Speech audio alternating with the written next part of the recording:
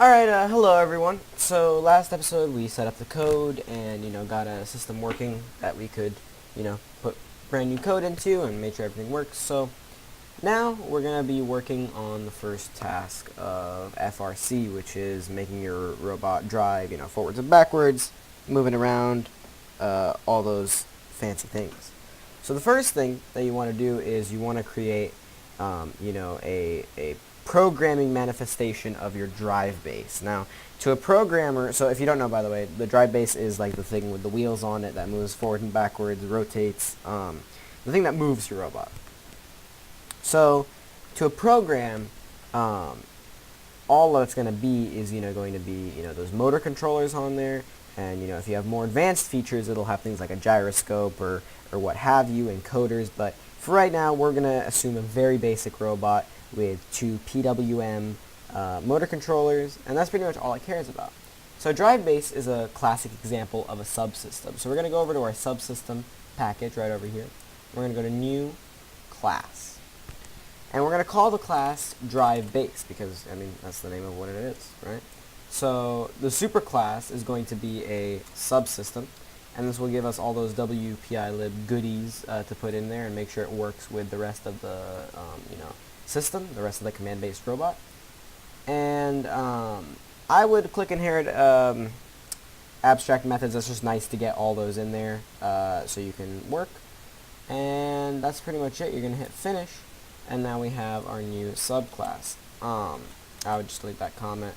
So, like I was saying, to a program, to the RoboRio that's running this code, the things that are going to be in there are, motor controllers, and that's pretty much it. So your members of the class are just going to be those motor controllers. So I'm going to assume for this project that we are going to have sparks, just two sparks for the left and right side. Either split the PWM signal, the two motors if you're using a tough box, or maybe you just have one motor per. But at the end of the day, you want a right side and a left side controller. These are going to be private variables because we don't want other systems accessing them. And you want to do a spark, and we'll do left motor. Now, we can hover over this and we can just hit import spark, and it'll just go ahead and import the motor controller class for us. And we can also do private spark right motor. So now we have our members. They're not doing much though right now. So we're going to need to, first of all, initialize them. And second of all, we're going to need to give them some tasks. So generally when you write a subsystem, you want to abstract away things from the function calls from your members to function calls to the subsystem. So for example, if we want to set the value of the Drivebase left and right, we don't want to call those motor controllers. We want to call something from the subsystem. That way you can build up abstraction. So in order to initialize, we're going to make a pretty standard constructor, and just make one of these. And here's what we need to do in order to initialize these. We're going to say left motor. Actually, I want to capitalize these. I like my global methods to be, or global members to be capitalized, but that's up to you. So we're going to say left motor equals new spark. That's pretty standard object-oriented language, but it's going to take one input, and that's a single int. Now, an integer is, the integer value corresponds to the PWM track that it's plugged into, the PWM slot, sorry, that it's plugged into on the RoboRio. So we could just put 0, and that would work. And then we could just do, right motor equals new spark 1. And that would work. That would be fine. But there is a more elegant way to do this. Because let's say you change those definitions. It's going to be annoying to move to your subsystems and change them there. So instead, this class robot map, which apparently I also didn't clear the comments out of, which we should have done last video, this is what this is for. Now, I don't actually like using robot map as a class. I like instead using it as an enumerator. And now an enumerator kind of like holds values, so that's why it's really great for this. So I would look up how enumerators work if you haven't gotten that in Java yet. But we're going to rename it to enumerator, and we're going to say public final int value and then robot map.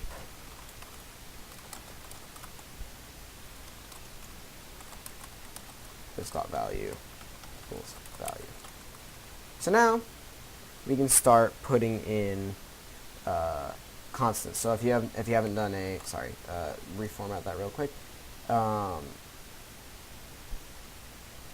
don't know. Oh yeah, right. So we have to keep adding to this. So for example, what we'll do is I like doing all capitalized letters. We can put left underscore motor and then put 1, comma, right underscore motor 2, or sorry, 0 and 1. That's what we decided on.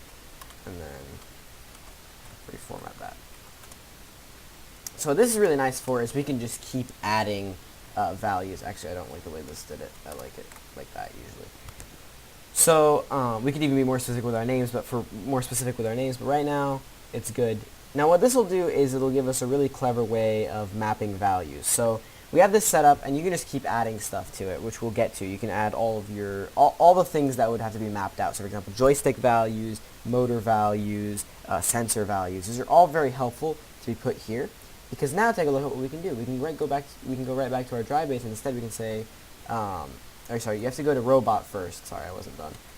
And we have to do public static robot. Oh, actually no, sorry. You do not need to do that. My bad. You just have to type in robot map dot left motor dot value. There you go.